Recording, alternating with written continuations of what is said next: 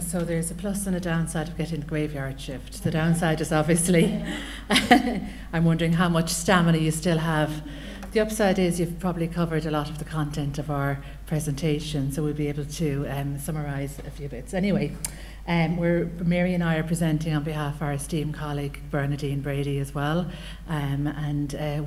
this is a presentation based on a book chapter we've recently written together for Global Book and Child Welfare, edited by Pat Dolan and Nick Frost. So thanks to Pat and Nick for the opportunity. I suppose what we want to do are the main messages. If anybody needs to go, I hope you can stay.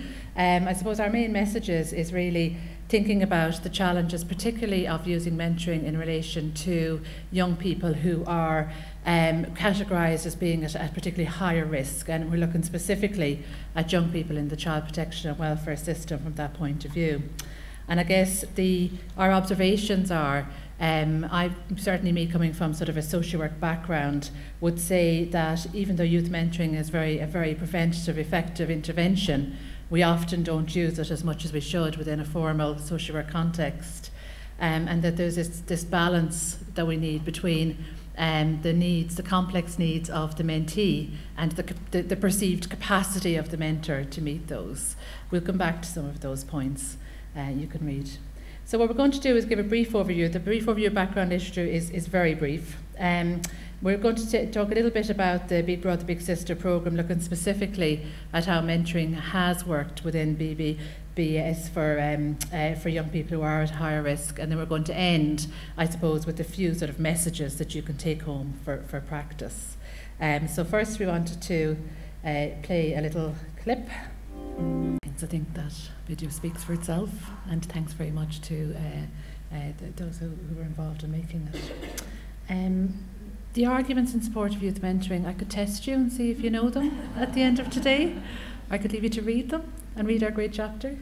They're reinforced again about the significance of one person outside of direct family, the importance of natural mentors, and the value of supportive family and friends, which is reinforced in the clip you've just seen and throughout the day. I suppose also the research is very strong, showing us, notwithstanding being mindful of being critical of and not trying to be too oversimplistic, there is obviously clear evidence around the positive outcomes in relation to youth mentoring that certainly show the importance of really considering it seriously for young people who have the highest level of need. This will be very familiar for many of you, but from the Irish context, in terms of we tend to classify young people in the child welfare system from level 1 universal need right through to level 4 in terms of highly complex and acute need. And as I say, it's particularly looking at how we might maximise the use of mentoring, where very formal services also have to be involved, and often legal and social services also. But very simply, in terms of the pros and the cons, as has been evidenced throughout today, there's clear evidence that mentoring can work very positively for vulnerable young people. A lot of evidence around use of mentoring for young people in care and young people leaving care. And I suppose the challenges that we would see for this target group is particularly the complexity of the difficulties a young person may have if they are in care, and maybe have issues around attachment, for example. The whole challenges of integrating families and professionals, and where the mentor fits in that relationship in between the formal social services and the family context. Some concern that maybe there are some risks that are too high to manage within a mentoring context, or that mentors may not have the confidence. However, we think that there's a huge potential, and Mary's going to take over now and just sort of give an example from Ferogia's point of view.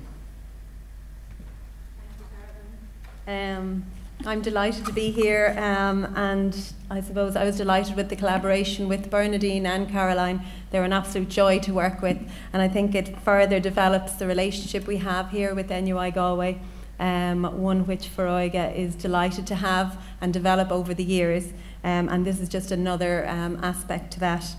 I also feel very strongly about this particular topic because I suppose I've worked in Big Brother Big Sister for 15 years and I've worked in Foróige for about 20 years, and I really feel that mentoring should be offered to young people in this particular target group as another kind of a youth development tool for them, and it's not offered enough.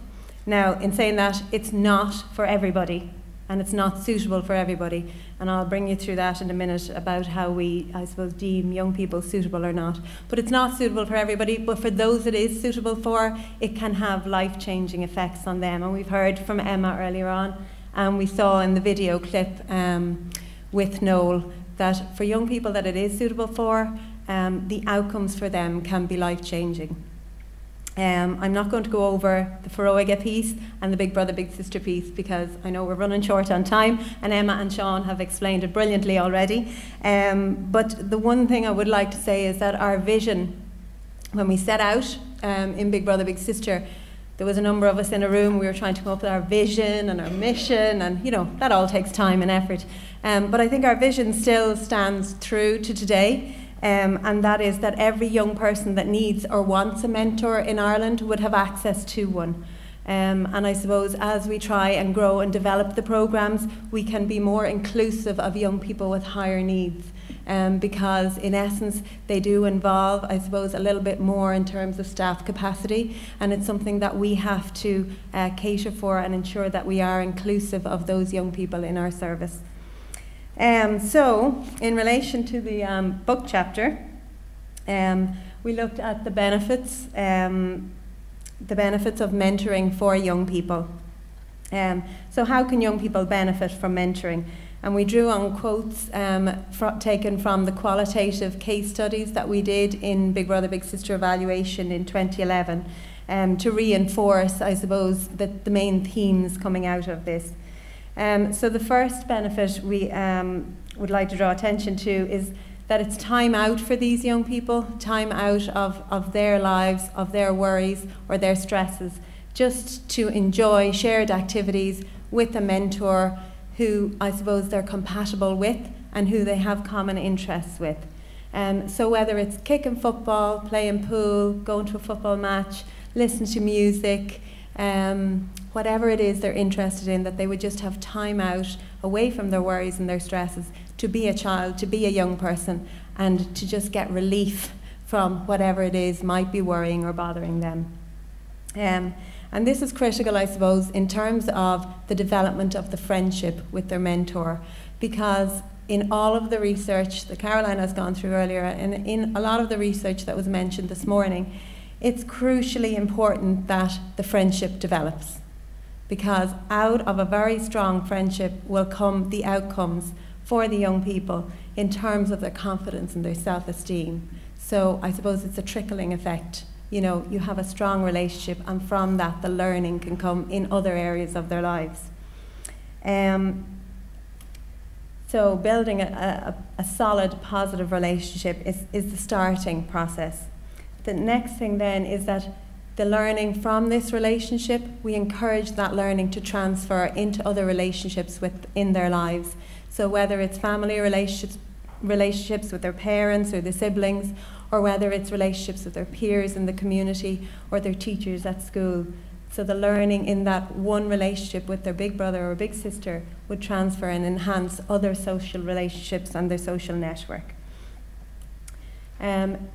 This process then will build on their self-esteem and self-confidence, and I suppose it will enable them and encourage them to make positive life choices.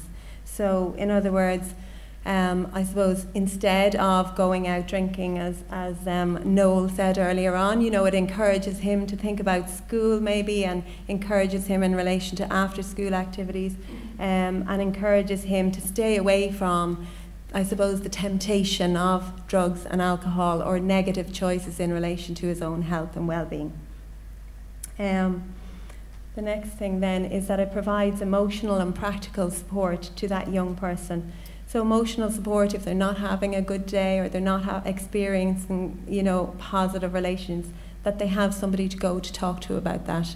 And I suppose it's important sometimes that it's a little bit removed from your family or your friends, and sometimes an adult outside of that circle is nice, just to sound something off and to get a different perspective. And the last thing there is that although it encourages lifelong learning in a young person and positive messages about their education, it might not have a total impact on their academic performance, but positive messages about education and the importance of it will enable them to like school more and attend more, or like their training course more, or look forward to attending college. So I suppose the next part of the chapter we looked at in terms of Foróige's experience. So in 2015, 28% of young people presented with a higher level of need to Big Brother, Big Sister, and they were matched with a big brother or a big sister. And these included young people that were living in care, that were possibly cautioned by the juvenile liaison officer, young people that were not attending formal education or training, or young people living in temporary accommodation. So that was the kind of backgrounds they were coming from.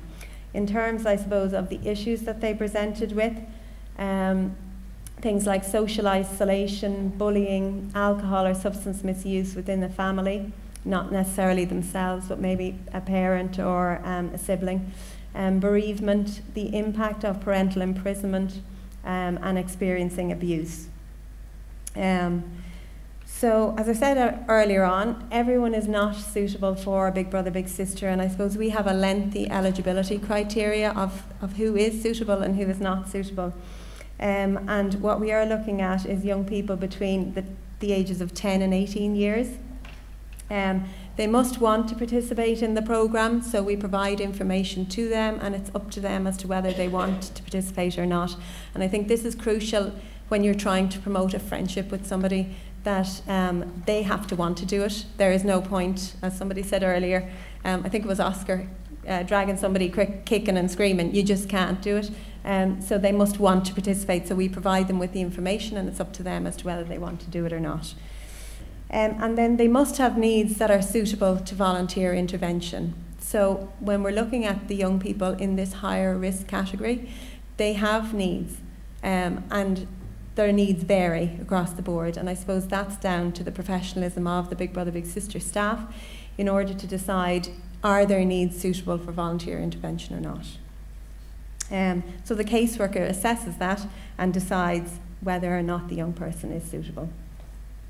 I suppose not in the book chapter, but I've just added it in, is how we intake participants into the programme. So just to give you a snapshot in the background, young people go through a process of intake. So a referral form is filled out by the agency, so whether it's social worker, psychologist, or whoever it might be, refers the young person into the programme. Once we get the referral, then we provide information to the young person and their parent or guardian. And then they must complete an application form, and that's their voluntary participation in the programme. So they complete it, and both the carer and the young person sign that. And then we do an in-depth interview with their parent or guardian, and an interview with the young person. And in those interviews, we're asking them, you know, why do you want to get involved? What's your motivation? How do you think it can support you? What kind of interests and hobbies do you have? What kind of things do you like? So we're trying to get a general background of the young person, and who are they suitable firstly, and then who they would be best matched to. We also do a home visit to their house, and we have a chat with them in their home, and that's kind of just further, I suppose, getting further information from the interview as well on their background. In terms of the volunteers, then the process is a lot more rigorous, because we want to make sure that we are getting suitable volunteers for the programme and screening out anybody that would not be safe with young people. So they have to provide 3 references to us, and we actually write out to the referees explaining what the programme is, and they have to send back a form to us. We can't complete the process until we have all of those back. They obviously go through the Garda vetting process, and they must complete an application form, and they go through an in-depth interview, and then we also do a home visit to their house. So it's quite detailed, but as I said, we're trying to make sure that we are getting suitable people through. And then in terms of matching and how we match a young person to a volunteer, we obviously take into account their interests and their hobbies. Very crucial in terms of male matches, specifically because boys, they might be interested in sport and we want to match them so they have something straight away to talk about. Girls are a bit more chatty in general, so they might be a little bit more easy to match. We try and match people who have complementary personalities, so the caseworker all of the time is assessing the kind of personality the young person has and trying to match them to a volunteer mentor that will have a complementary personality. And then we obviously take into account the needs of the young person and the capability of the volunteer. So is the volunteer capable of meeting with the young person, of developing a friendship and of supporting the young person if necessary. That's not in the book chapter. So in terms of meeting the young person's needs, so obviously developing the friendship is the ultimate goal of the Big Brother Big Sister programme. Initially when we started, we used to look at the needs of the young person and meeting those at 3 months. Now we give 6 months for them to just get to know each other without any stresses or strains and just enjoy each other's company and have a bit of fun and have a laugh. And I suppose this encourages the relationship and it reinforces trust in the relationship. At 6 months then we look at how the needs of the young person can be addressed by the Big Brother Big Sister programme in the school, in the relationship. So how can the Big Brother or Big Sister support the young person? Each case plan is individually tailored to meet the need of each young person. We always consult with the young person, the parent and the volunteer around devising the case plan. The staff member liaises with other agencies that might be involved with the young person, whether it's a social worker or a counsellor or the school or whoever it might be. And then we look at the needs that arose when the young person applied to the programme and any needs that have arisen over the 6 months, and then we monitor the case plan on a regular basis. So I suppose we're always coming with the young person from a strengths perspective, so we're looking at their strengths and then we're addressing their need. So I've been given a time warning, so I better hurry up a little bit.